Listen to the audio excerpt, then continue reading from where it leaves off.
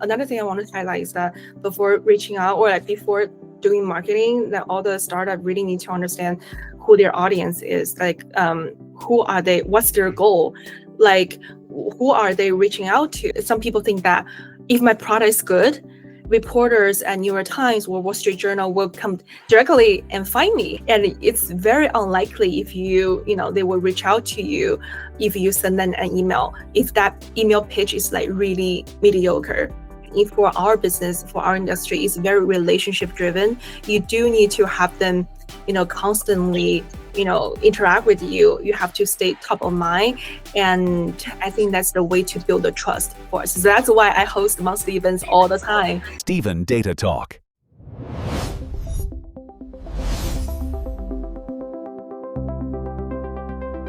Greetings, my friends. Today, I have the pleasure to invite Aria to join our Steven Data Talk. She is absolutely brilliant in startup marketing and a rising star in Silicon Valley. Now, Aria, can you give our audience some quick intro? Yeah, sure. Thank you so much for having me, Steven. Hi, everyone. My name is Aria. I'm currently a head of marketing at a fintech startup at Silicon Valley. Before my current job, I graduated from UC Berkeley Graduate School of Journalism. And I started, my profession as a journalist/editor at Business Insider, where I actually wrote a lot of pretty viral pieces there. So, for example, I interview a lot of thought leaders, investors, startup founders, and turn their story into very engaging pieces. And I really enjoy in the storytelling component of it. And later on, so I would say, because I was at UC Berkeley, I was very much influenced by the entrepreneurship culture there. So I was very engaged with their entrepreneurship center, which is called SCET, stands for Sutardja Center of Entrepreneurship and Technology. So I took a bunch of entrepreneurship classes there, including product management and becoming a change maker classes. And then I also co-taught some classes with my then professor. So I had a great experience and also learned to mentor a lot of startup founders on product marketing, and also how to present themselves in front of VCs and also customers. And so I think at heart, I'm still a journalist. I love the storytelling, but I do feel that I think there's a lot of other things I wanted to do. I feel that I'm also very entrepreneurial. So that's why I pivot from being a journalist to become someone, an operator in the startup world. So currently I'm a head of marketing at a finance a startup. I do think that in the fintech world, there's a lot of legacy system in the finance related companies, but I do see there's a lot of potential to upgrade their software, upgrade their product. So yes, here I am. Thank you so much. Your professional career is very inspiring. And I think it's very interesting that you pivot from journalism actually to marketing and so on. Actually, I have been reviewing and sharing some early YC lectures given in Stanford like years ago. Some topics are really interesting, like getting to the press, marketing, how founders should get to the front line on press relation management, etc. I'm wondering, how do you view the marketing function in a startup, and how should the different stage companies treat this function? Thank you, Steve. I think that's a great question. I do think it really depends on, for startup marketers, they really need to understand, okay, what stage are they in, and also what their goal is when we're talking about marketing, right? I think before we start this whole marketing conversation, I think one thing to always bear in mind is that I do think that great marketing will not fix a bad product. So before we have this marketing conversation, we wanted to make sure, okay, so you as a startup founder has a really solid product.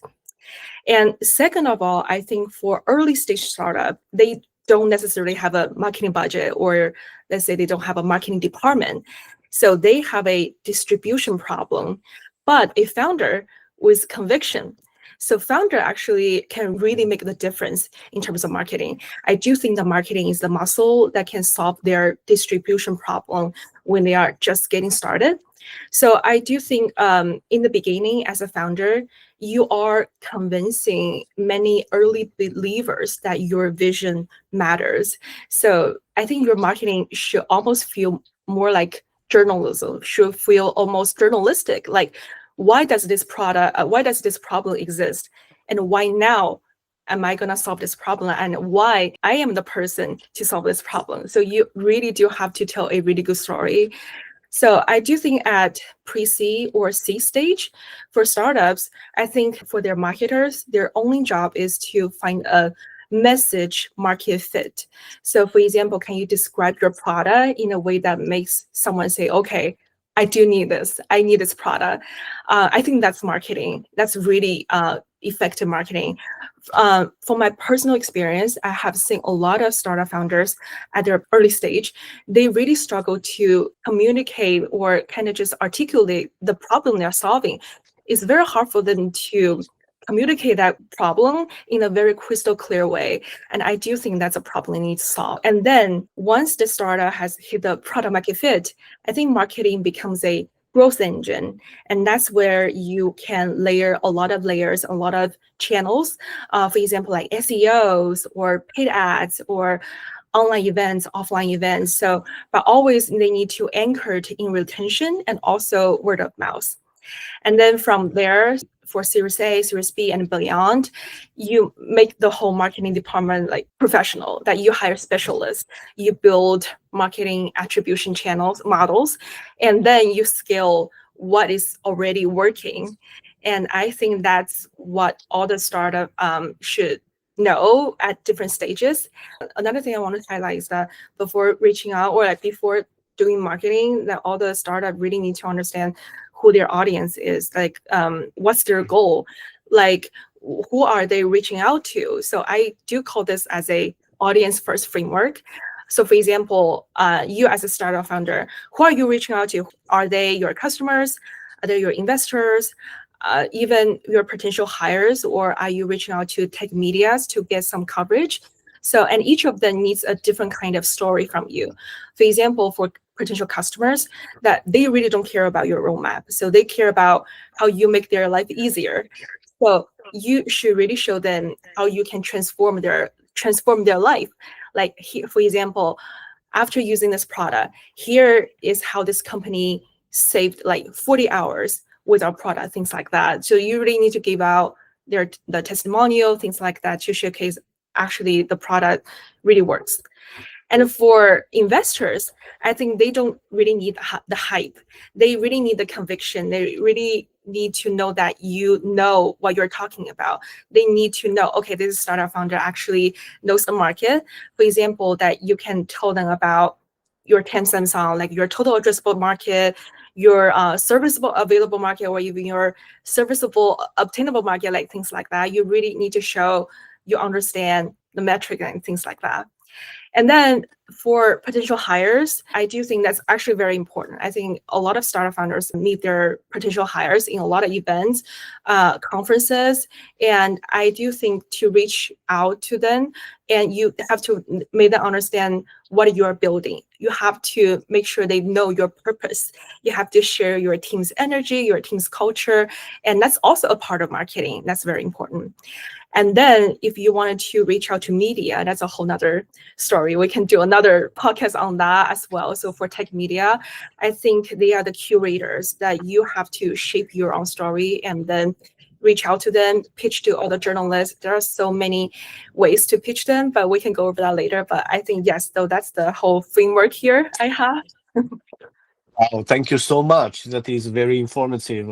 I mean, I have been talking with different founders before, and I think sometimes they kind of get confused during the conversations with different targets. Like you said, we needed to actually adjust our narrative to different audience. That is very insightful. Actually, last week you were in UC Berkeley sharing great insights about marketing and the tech PR. I saw the slides and they are truly amazing. I have learned a lot. So, which key points would you want to share again? Can you distill some key points which also helped you a lot? Yeah, thank you. I would love to talk about, for example, the first part, founder-led marketing and also tech PR. For the founder-led marketing, I would say because for early stage startups, the founders, they don't have a lot of budgets. Right? So you really wanted to do some founder-led marketing, you have to really be out there, writing your own thought leadership pieces and post on LinkedIn, post on maybe not just LinkedIn, but the platform that you think that work. For example, like Substack, like the long form newsletter, right? Or LinkedIn, Twitter, now X, and or even Red Note. In China's social media, like Red Note is actually very popular. A lot of startup founders build have a lot of traction when they build their personal brand. But actually, yesterday I read this newsletter written by Wes Cow. So she is a leadership coach and she was on Lenny's podcast. So I really enjoyed her talk. So she does mention that when we talk about personal branding, actually, when you say branding, it's like they might have a little bit of negative connotation to that, because when you talk about branding, maybe it's like you're pretending to be someone you're not. But actually, what we are really meant to say is that we wanted to showcase this personal credibility, that you want to build this trust between you and your audience. So I do think founder-led marketing is a great way to do that. I do think this one founder who does a really great job for founder-led marketing is Marty Kosas. She's the CEO at Pylon. So Pylon is a B2B support platform. So I think what he did a really good job is that he posts very consistently on LinkedIn. That's first. And second, he really curate each post that he has on LinkedIn, and everyone seems so catchy. And then I think it's like a few months ago, he got featured in a very big story on Wall Street Journal about startups work culture, because like recently there is a saying that okay, in Silicon Valley, a lot of startup founders started this 996 work culture, and they were super hardworking, things like that. But anyway, so he got featured in that story, and imagine Wall Street Journal writing about your startup, right? That's actually a big deal in terms of brand awareness or for SEOs, because having such a established media to write about you, it immediately just improve your ranking on Google search like immediately. So that's just works perfectly for a startup. So I do think that for all the founders who wanted to study more about founder-led marketing, definitely study Marty Kosas on LinkedIn. He's amazing. And then I also wanted to talk about tech PR. Is that so? What tech media actually covers is first hard news, and second is soft news. For all the hard news are things that you cannot actually control. For example, fundraising, key hires, and product launch. Meaning that if you have a product launch, they launch, right? It's a matter of fact. If you raise like 2 million, 3 million, that's a matter of fact. And all those tech medias will write a piece about you, and yeah, you cannot control it. But what you really can control is the soft news, which means that you as a founder can actually be the thought leaders in the space you're in, that you can be the expert, and journalists will reach out to you for the quotes for some pieces that they're writing. For example, if you're writing about workplace culture, and then a journalist is writing about workplace culture, and if you are a expert in talking about workplace culture, that you have, for example, you have post a lot of content on it, immediately they will find you on either like TikTok, LinkedIn, or other media platforms, and they reach out to you. You hop on the call, and then you just get quoted at in the pieces, and so that's how you get build like this media presence little by little. Another thing about tech media, so there is a few misconception a lot of tech founders have. Some people think that if my product is good, reporters at New York Times or Wall Street Journal will come directly and find me. And no, that's not going to happen, because for all those reporters/journalists, every day I would say they receive 50 emails or hundreds emails a day. So it's very easy that their inbox just got flooded, and it's very unlikely if they will reach out to you if you send them an email, if that email pitch is like really mediocre. And second is, so when I was working at Business Insider, I have a few sources reach out to me after the interview. They say that, hey, can I see the draft first? And so then you can run. So actually, it's not how, media outlet works. So there is no, so sources are not supposed to review or approve the draft before it was published. So it's actually against the editorial standards. So that's the second misconception. And the third one is that a lot of founders will think that if they follow up with the journalist every few days and talking about, hey, I have this really great product, do you want to write a piece about me? And they follow up like very frequently, will show persistence. But actually, it's not the case. I think that actually that's a great way to buck the annoying the journalists. They would just think that, oh, that's you're being very aggressive, and that's not how you build a long-term relationship with a journalist. So that's the misconception. And I think what's very important for journalists to understand is that you have to nurture this relationship with tech media, especially I'm talking about the journalists. You do need to have a really good like a media presence, or you have your own profile, and then you reach out to them. And I don't think you need to be really, reach out to them very frequently, but you need to kind of establish yourself as someone like an expert in a certain field. And then when they think about you, when they think about writing the pieces related to your field, related to your space, they will think about you. They will directly reach out to you because you are the expert in that, right? So I think that's the effective way to build a relationship and potentially get a piece or written about you by this journalist. But actually also that's a long-term game. Building relationship is not very quick. It's not going to happen very quick. You do need to be patient.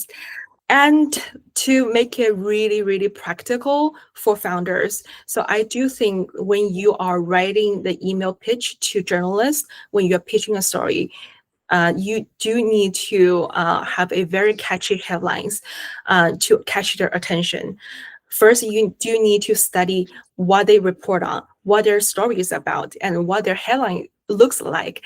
And then you kind of not like copy, but you kind of imitate and that kind of style of headlines, and then write a very concise emails pitch to them to say that, hey, I have this story, or this is why you can interview me, and why I'm the person you need to be interviewed, because, for example, I have this knowledge in this industry, and I can show you some of the pattern in this industry or some unique insights that there's no one else can provide. And those are the very valuable insights that you can provide. And I do think that the journalists will find it very valuable, so they will reach out to you if there's value. I can just summarize some key takeaways for myself. First of all, we need to be consistent, either with our storytelling or our post. We also need to focus on the interaction with the journalist. I don't think that we just ask the journalist to publish our content or publish our interview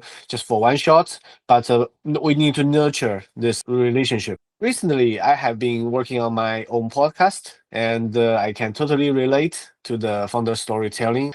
Getting closer to the audience is really helpful. Like now, all the VCs are doing podcasts, and the founders love to attend and showcase what they do. You also have your social media and podcast. Which guests have given the biggest impression to you? Or which episode do you think is most interesting? That's a good question. I did interview some of the startup founders, and some of them are my friends. I do think that so my friend Ray, actually, he's an interesting guy, and he built this AI companion tool called Livia. And I think, so personally, I really like this concept, and I really like his idea. And I think he really has a good eye for the product design itself. He built this very adorable, cute little like companion called Livia. It's like a pet. And so you can talk to it, and this little pet will just, be there for you. This thing also remembers your story, so he can just check in with you frequently. So you do feel that there is like emotional support there. So I think he definitely has a good eye for the design. And I also think that he really has been very persistent, consistent in doing that. I think his story is great. And another friend that I interview, and also startup founder, is Quinn. So he's also my friend here in the Silicon Valley, and he also built something similar. It's like a AI social media network called Wonder Social. So basically, it kind of matches the people for you to connect with based on your hobbies and your location, etc. It kind of like Snapchat, but I think it's have more AI components to it. And I do think they both have this variety potentials. And I do think that if they keep on working on those products, I do think there can be a lot of potentials for them. So I hope for the best. And yeah, I'm here, being their advisors sometimes as a marketing advisor. But yeah, I think those are really cool stories. Besides my own personal podcast, when I was at Business Insider, I did a lot of really cool stories as well. So I interview a lot of people who, for example, who quit their big tech job and then they switch to become a founder or doing something very unique themselves. And I think that's also very, very inspiring. For example, I actually interviewed Vivian too, and I think she's amazing. If you don't know her, that you can follow her content on TikTok. She's like a Wall Street girly talking about finance 101, teaching people about finance. But she actually earned tons of money when she was a trader on Wall Street. She also worked at BuzzFeed as a I think some in sales, but she does have this courage to quit the job and then start her own thing, which is much more successful, I would say, than her than job. So I think that's also very inspiring. My listeners, do not forget to follow Aria. As you can understand, she has tons of PR stories and the process of building PR and along the way. I think they are impressive. So another question, do you prefer on-site meeting or online meeting and the events? I'm sorry, I cannot be in San Francisco now. We can only do the online call. But some founders I have talked with shared with me that they prefer face-to-face chat, and this type of interaction could reach the sales conversion rate as high as 50% because the target audience is there, right? Do you agree this type of idea? I think I do agree this idea. I personally also prefer on-site events for networking or like go to market.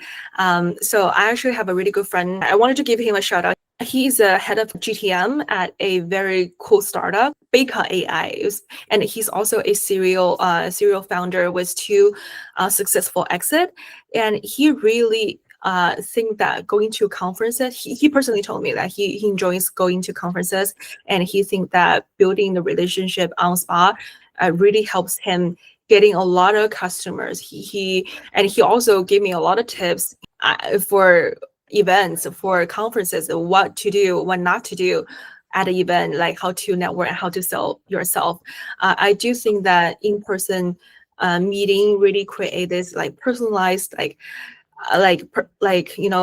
activities or interaction. I do think that cannot be replaced by online meetings. And also, as you can see, I think there are tons of sales SDR, like sales development representative startup, getting super, super popular right now. But I do think the struggle that they have is to have this very personalized feel with their target audience. So for example, if you get a lot of LinkedIn message, like automatic LinkedIn messages on LinkedIn from all those SDRs, that no matter how personalized it can be, it still feel kind of not like personalized enough. So I do think there are some potential in developing SDR, but currently I do think all for in-person meetup. And by the way, I do think in our industry, so I'm in finance/real estate, to get all the real estate borrowers and developer together, the best way is actually gather them together in person. Because for our business, for our industry, it's very relationship driven. You do need to have them constantly interact with you, you have to stay top of mind. And I think that's the way to build the trust for us. So that's why I host monthly events all the time. And if you're in San Francisco, I would definitely invite you to my events for sure. It will be definitely my pleasure to join any of your on-site sharing events. And my audience, do not forget if you are in San Francisco, do go to the events. Where is the area? I can totally understand that San Francisco is super competitive for startup and for all types of talents. You have stood out as a very competitive professional and entrepreneur. What are the three advices you want to share with your alumni, friends, or our audience? That's a great question. I think the first advice that I always have is build relationship with your peers. I think that's so important. So a lot of times when I mentor a lot of students, when I mentor a lot of student founders, or when I go networking, what I found is that a lot of my peers, they only wanted to network with the people who are senior than them. For example, when they go to the conferences, they just want to reach out to all the senior executives and to build a relationship. I mean, that's okay. I think that works. If you wanted to build a relationship, go ahead. But I do think it's very valuable to build relationship with your peers, because they are the ones who's gonna be surrounding, there's gonna be some people that you're gonna be currently working with, or you're gonna spend a lot of time with them. So if you build a really good relationship with a really good peers, I do think that's gonna change your life. It's gonna have a really positive change to your life, be it like professionally or in your own life as well. So I do think that it's very important not to underestimate the importance of building relationship with your peers. Like even your classmates, or someone, maybe your alumni, and someone who's maybe not senior than you, but I do think it's very important to treat them very equally. Yeah. And the second advice I would say is just give it a try. I would say a lot of times, I feel even till now, I think growing up, I have been very, how do I say, I used to be very risk averse. And I think that's how we are taught, because, in this Asian culture. And I think that's totally understandable. But I do think if you wanted to be an entrepreneur, if you want to be a founder, you do need to just go right through and just go build your things. And a lot of things, they can iterate, but you do need to get started first. You already reached the half of your roadmap. I do think that's the key point that I want to make. Yeah, getting started is really important. And there's not going to be like a perfect time for you to get started, but the best time, like so far, is to start now. And the third advice, I think it's great to listen to other people's advice, but you do need to have a conviction yourself on a certain things. For example, for a lot of key decision that I made, I mean, I definitely listen to a lot of people's advice and to make a very informed decision. But sometimes you just have the intuition. You have to just really trust your gut. And sometimes it just tells you maybe that's the right thing to do. And that's the right thing to do. Sometimes you do need to trust your gut a little bit. And that also, happened to me in my life when I'm making a lot of decisions. I do think that's the three advice that I have for startup founders. I can totally relate. Sometimes you just need to give yourself a spin, and maybe everything will work eventually. If you go back to freshman year, like in the university, what would you try to change back in time, or you don't want to change anything? Very interestingly, I studied broadcast journalism back in China. So I was born and raised in Sichuan and did my broadcast journalism in Hangzhou. And it's great experience, I would say. But it's so different from what I'm learning right now. I guess I wouldn't change a lot for that. But then later on, when it's the first year of my graduate school, I actually attended a lot of classes and at business school, and also other school outside of journalism school. So I remember when I was at the MBA class at a high school of business, and it's the business school at UC Berkeley, I was having this imposter syndrome, and I was so scared to really make my voice heard or articulate a lot of things, because I feel like, oh, I was a little bit non-technical. And the girl who sit next to me, she works for BlackRock, and another student who study next to me, she works at Google as like a manager or director. So I do feel like this imposter syndrome. But what I would change is that I realize that there's definitely a reason that you being there, there's definitely something that you can bring value to. So I do hope that I could trust myself a little bit more and to be more assertive and confident and to make my voice heard and to make a change. I think that's something I will change if I go back. Now, let's talk about the AI tools because now in different professions, we use AI tools to do different tasks. I want to ask which AI tool do you feel most handy? And like when you make a marketing campaign or do a detailed task, do you have more flop moments or aha moments? That's a very interesting question for sure. I think there's one tool that I really like. I think everybody talks about it. Yeah, it's Granola. If you, all the audience that you don't know what Granola is, so it's basically a meetings note-taking tool. So when we talk about note-taking tool, yeah, you think about Fireflies, you think about Otter AI, and there's just tons of AI tools out there. But why Granola? The key thing I do think that's really differentiate itself with the other meeting tools is that it just shows the founder, the designer has the taste. In the user experience, I have a tons of aha moment. I didn't know that they call their templates as a recipe, like the recipe, to make the dishes. And then a lot of people can upload different kind of templates for as a community. So you can find the perfect templates for you to generate your content from. And also, I just think that the whole experience of using that tool just make my life so much easier. So I feel like I cannot work without it. And every meeting I would transcribe it and immediately it will just summarize it. And if I want to ask follow-up questions, and it just make it so easy, like 2 seconds and done. They ask follow-up questions and then make the notes even longer, or it can do whatever I told it to do. I love the experience with that. So that's the tool I always recommend to my coworkers or to my friends. The other tools that I'm using for marketing, for example, for a lot of social media content, we use Capca, we use Opus Clip to repurpose a lot of video content. So for example, Opus Clip, they can turn the long form video to short form, and it's very easy to post on TikTok, Instagram. But I do think that I always have this startup idea, but I don't know if some other startup founders have already built it. But I do think it's very important for the branding to stay consistent for each content that you produce. For example, I feel like I'm just giving away my my content, my startup idea, but it's okay.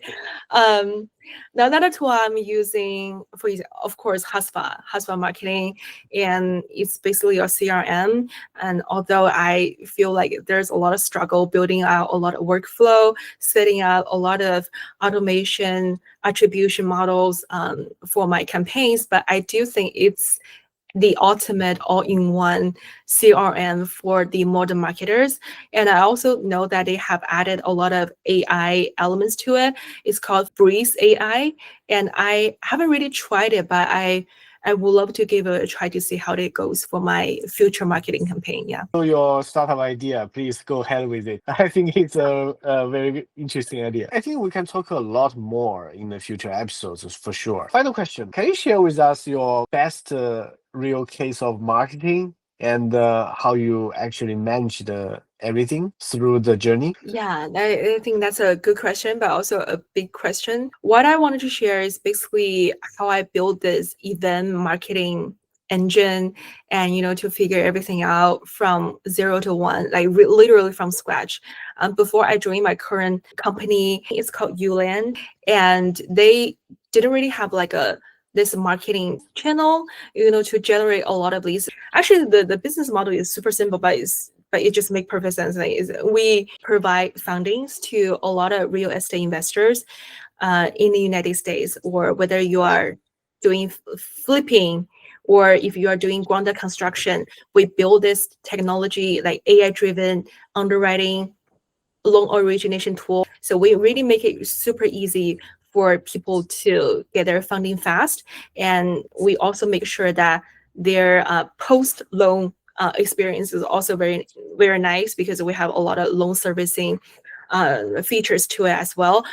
So in order to do marketing for ULAN, I think the challenge is that the audience they wanted to attract is either real estate investors or developers who wanted to build like houses, a lot of houses, right?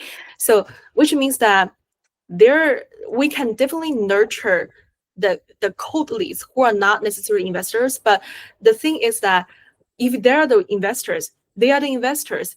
If they have been developers, they have been developers, that you don't really need to nurture them. You just reach out to the most targeted audience and then build a trust with them, right? So I think that's very different from a lot of tech startup that I used to work with, because for B2B SaaS, that you do need to do a lot of cold outreach and do a lot of lead, we call it lead generation or demand generation, to help all those leads realize, yes, I need this tool, I need you guys to do this for me.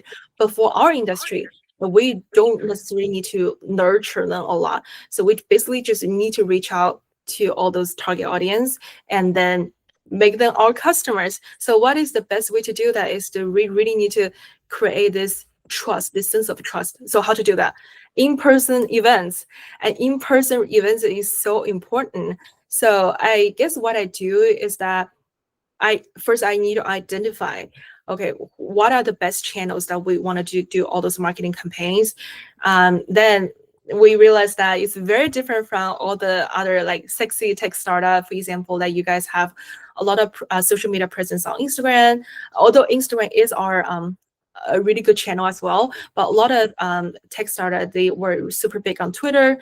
They have a lot of social media presence on LinkedIn, etc. But for us, it's very traditional. We have a lot of real estate investors, aka our audience, on Facebook groups. In meetup.com, like meetup.com is like basically an event, like meeting gathering website, and it's not the coolest website, but I actually identified there's a really great a lot of group chats and groups to join. So we started to have built this kind of community there. So I built this ULAN Club, which is a real estate investor club where people can apply to join, and we have different tiers. So I do think that having that kind of community sense, I have a tier plan for them, really help building this trust and building this loyalty with them. So yeah, so that's how we get started. And then I personally figured out a lot of vendors, a lot of venues, logistics. So I personally go to like Palo Alto to figure out what is the best venue for our future events. So we got this very good venue in California Avenue, Palo Alto. So we use it monthly. So those are really good. And so we have people joining, but actually the key things about all those events is to really make sure that throughout the events, they really understand what you guys are offering. It's not just like a meetup. They have to understand, okay, you guys are the lenders, you guys provide the financing. All those marketing events need to tie to these key points.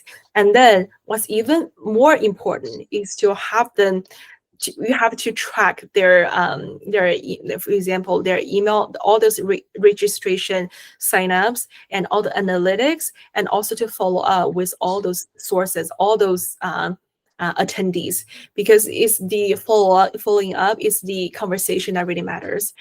Yeah, so I guess that's how we build. I was a pretty successful marketing events campaigns for now, and also we can go like deep dive a lot in the future. But in each event, I personally love hosting events, but it's so exhausting as well.